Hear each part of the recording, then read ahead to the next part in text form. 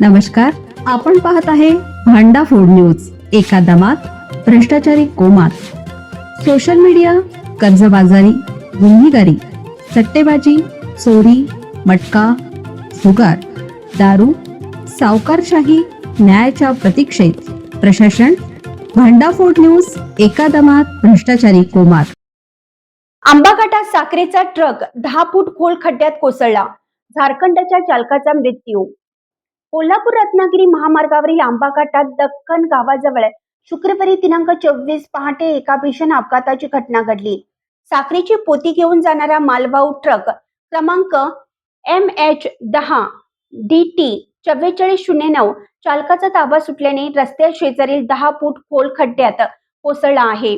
या घटनेत चालक मोहम्मद शमशेर अन्सारी वय वर्ष 36 राहणार झारखंड यांचा जागीच मृत्यू झाला आहे.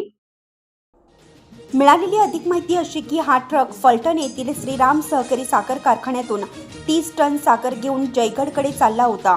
दक्खन गावाजवळील एका धोकादायक वळणावर चालकाचं नियंत्रण सुटलं आणि अवजड ट्रक थेट खंदकात कोसळला.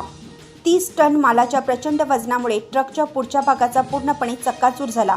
यामध्ये चालक अडकला गेला होता.